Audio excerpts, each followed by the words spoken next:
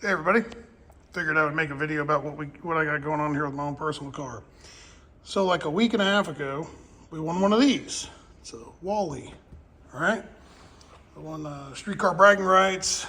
It's a big streetcar race, and we wound up running with Brett LaSala in the finals and beat him. Scared the traction right out of him. Rather interesting. Anyway, he's awesome, but either way, if you guys know the Snot Rocket, his nose got picked and he got beat. So, what are we doing? Okay, we won this thing, but so a week and a half ago, and this has been like this for about a week now. So, in 4 days, I took a perfectly good running car. We went 410, 186, soft to the 330. Took a perfectly good running car, zero issues, and did this. So, am I an idiot?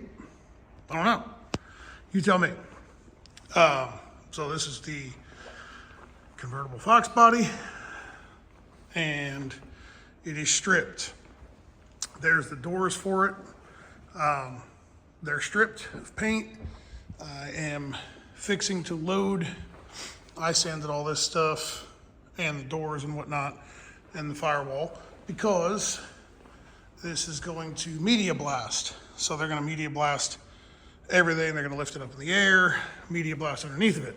So I figured I would show you all this car, and I'm going to document the whole put back together phase of it. Stock floor pans. So Ryan Hargett, if you're watching, suck it. Stock floor pans. Look at over there as well. All right. That tunnel was in stock. That sheet metal, it was in stock. Those little white strips are from Velcro. I use Velcro to hold the carpet down. It works really, really good. So anyway, this thing's filthy. What we're gonna do is, those are stock-ish frame rails, all right? So this thing was stock suspension. So what that means is the upper, right there, the upper torque box, it's triangulated 4-link. It had an upper and a lower torque box right there. So that's for your lower control arm. Over there is for your upper control arm, all right? So it had stock style suspension, which is like a triangulated 4-link. That's what came factory in the Fox bodies. This one was obviously not like the way it came from Henry Ford, but it was still stock style suspension. There is a lot of bars in here that we just don't need. A lot of this stuff. So I stripped it down, and it's going to media blast. And the reason it's going to go to media blast and the reason I stripped off all the paint is because I've had this car for, I think, 17 years now. And over those 17 years, this car has been painted a lot. And with that said, I am not the greatest, easiest to work with customer when it comes to paint, because I'm always in a rush, but I'm willing to pay for it. So this car's been painted, but what happens is every time it gets painted, it is a scuff and shoot, right? So I ground 9 color changes. So like primer and base, like 9 times, okay? The car's been painted 5 times, I think. But obviously, like, you have to do like layers and stuff on, in order to paint a car. I don't know, I don't paint. Either way, there was a lot of paint on this damn car. So I weighed this thing before I started stripping any of the paint off of it. The doors were not on it. It's in this exact same condition. This exact same contents that are here. And it weighed 586 pounds. I've got a picture of it that I'm not going to upload to this video, but just believe me, that it was 586 pounds. So, first question, what do y'all think it's going to weigh after it gets media blasted and all the paint stripped off of it and whatnot? Some painter friends of mine have said that, we're liable to lose, 20, 30 pounds overall, by stripping the whole car. But, let me hear your guess. So the plan is, goes to Media Blast, get it back. We're gonna cover all the bare steel with this stuff that, I don't even remember what it's called. I don't know. My powder coat guy told me to get it, Jake Tinsley. So I got that, it'll be here tomorrow. They're gonna be about a week to powder coat this. And, or to strip this, I mean. And then it's gonna go up to Matt at Performance Fab. He's gonna cut out from here back. When I get it back from blasting, I'm gonna weigh it to see what kind of weight came out of it just from media blasting. And I'll record everything, and then I'll make another video because I'm gonna document the whole process of this. So Matt is gonna cut from here back out, here, blah, blah, blah, and redo this, and we're gonna put in a true conventional 4-link. So their frame rails with a true conventional 4-link are a lot narrower. Again, I'm not a chassis guy, but I work on a ton of these cars, so I can understand that, and plus I tune a bunch of them. I understand the benefits of doing to a conventional 4-link. But we're fixing to lose a lot of weight out of the back of this thing as well.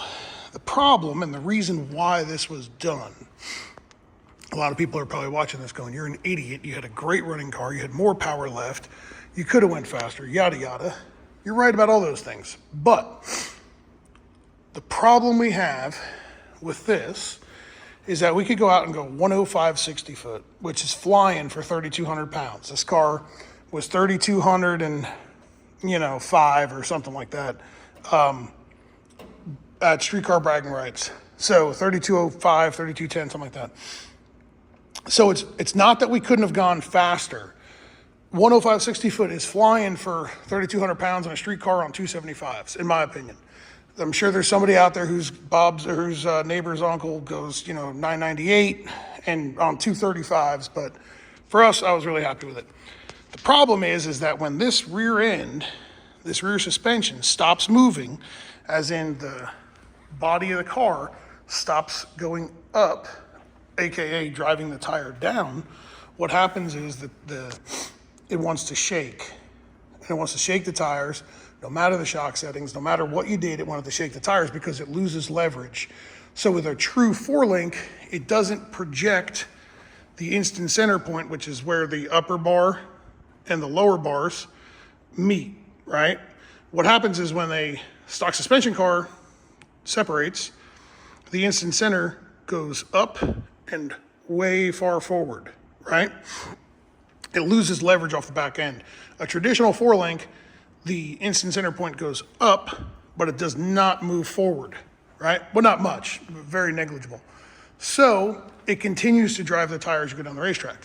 So like I said, we can go 105 60 foot, but the best 330 we could put together was like a 279 if we're on a decent track. The track at Carolina was good. It wasn't phenomenal. It wasn't flypaper. It was really good. I was happy with it. But 100, 125 foot out, you go out and shake the tires. So traditional 4-link is going to help us achieve the goal of what the goal is. So anyway, lots of stuff getting cut out of here. This is the convertible drip channel. So this is where the convertible top lets water come in, or lets water drain. That's all coming out, cutting that out. Matt's gonna make some bracing off of the chassis to hold the convertible top a little sturdier. And then obviously all the bars and whatnot. We're gonna do a split, 2 separate fuel cells. So we'll do the, I don't remember what side we're gonna do. Yeah, methanol over here, pump gas over here, and then the frame rails will be narrow. The center is gonna be open. A lot of this stuff in the back is gonna wind up getting cut out, but we're still gonna put like a factory style taillight in the back. Redo the hitch. This hitch was kind of an afterthought. Didn't want to take the fuel cell, it was just whatever. So it wound up being a lot heavier than it needed to be. And there's a lot of things that you learn when you build one of these things, and then when you go back, you want to do it a little bit different, a little bit better. So the rockers are factory in the car. Those are obviously staying. There's the mounts for the air jack. So if anybody was asking, there's the air jack mounts in the rear. You drop them through the top, or through the bottom, push them up through the bottom. We're doing another set of, there was McCamus 34-inch small tire carbon tubs in here. We're gonna do another set of them. And I'll videotape and record like what I can when Matt's working on this thing. But Matt's shop is about 45 minutes to an hour away from mine. So front half of the car, staying pretty much the same. Like in the cabin area, we're gonna rewire it, obviously. We're moving some stuff, we're replumbing it. I'm gonna document all of that, maybe teach y'all some stuff about that. And the front end. The other thing we're doing is I spoke with Toby at Racecraft. We're going to, well, let me back up. First, I reached out to the guys at RC Comp, Tony Bumpus, and was like, hey, can y'all build me a 15 by 13 rear wheel with zero backspace? He's like, yep, no problem. So we're going to a very narrow rear because it's already got to have a new rear because of the 4-link. So we're going to a really narrow rear. And I said, man, the quest here is to lose some weight. So let's go to a spindle mount wheel. And we're going to a spindle mount wheel. First, I reached out to the guys over at TBM in Motion and said, hey, what's the most common deal for spindle mount brakes? And we talked about it and we said, okay, we're going to use this brake package, which when we put the front end together, I'll go over that. Got the wheel to match, brakes to match, ordered a set of struts from Toby at Racecraft, got a new caster camber plate to go up here, new control arms. So by our math, Toby and myself, we're looking at losing roughly 40 pounds from switching over to the spindle mount from what I had. Not from factory, but that's 40 pounds from what I had, which what I had was already badass stuff, right? So we're also going to a different travel limiter that's shorter, lighter, smaller, because the goal here is that with the new strut, we don't really need to do too much with travel. We'll see how that works out. But by doing that, we're gonna be able to cut this bracket off here that held the old travel limiter. So the front end, besides that, isn't gonna really change too much. So yeah, the goal is to be under 3,000 pounds. So if we can come in at 2,950, I think we can accomplish the goal of running 399 pretty consistently with the whole quarter mile setup, like no changes, like the way we do drag and drive stuff. I think we can go 399 in the 8th, and then, you know, we'll see what happens in the quarter. 6.0s, maybe 599, who knows, right? We'll find out. So, drop your comments. Let me know what you think this thing's gonna weigh after media blasting.